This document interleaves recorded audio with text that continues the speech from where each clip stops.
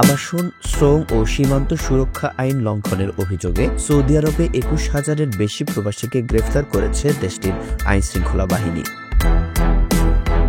এই গ্রেফতারকৃতদের মধ্য থেকে ১০,০০০ প্রবাসীকে তাদের নিজ দেশেও ফেরত পাঠিয়েছে সৌদি কর্তৃপক্ষ।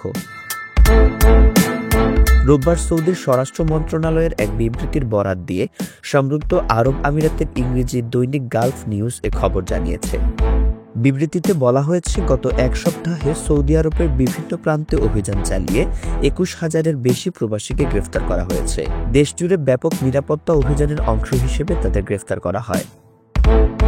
দেশটির স্বরাষ্ট্র মন্ত্রণালয় বলেছে, গ্রেফতারকৃতদের মধ্যে আবাসন আইন লঙ্ঘনের ঘটনায় প্রায় ১৪,০০০ জন, সীমান্ত নিরাপত্তা আইন লঙ্ঘনে ৪,৬০০ জন এবং শ্রম আইন লঙ্ঘনের দায়ে ৩,০০০-এর বেশি প্রবাসী রয়েছেন।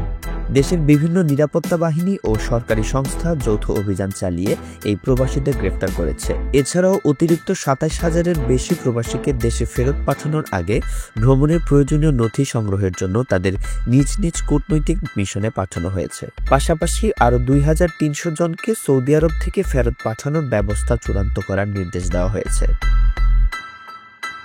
মন্ত্রণালয়ের বিবৃতিতে বলা হয়েছে, অবৈধভাবে সীমান্ত পেরিয়ে সৌদি আরবে প্রবেশের চেষ্টার সময় গ্রেফতার হয়েছেন ১,৪৭৭ জন। তাদের মধ্যে ইয়েমেনি ও ইথিওপিয়ান নাগরিকদের সংখ্যাই বেশি। গ্রেফতারকৃতদের মধ্যে ৪১% ইয়েমেনি, ৫৫% ইথিওপিয়ান ও ৪% অন্যান্য দেশের নাগরিক। একই সময় অবৈধ উপায়ে সৌদি আরব ত্যাগের চেষ্টা করায় আরও ৯০ জন প্রবাসীকে গ্রেফতার করা হয়েছে। পাশাপাশি আবাসন ও কর্মবিধি লঙ্ঘনকারীদের পরিবহন এবং আশ্রয় দেওয়ায় সৌদিতে বসবাসরত ১৮ ব্যক্তিকে গ্রেফতার করা হয়েছে। বর্তমানে ৩৪,০০০ প্রবাসীর বিরুদ্ধে আইনি পদক্ষেপ প্রক্রিয়াধীন রয়েছে।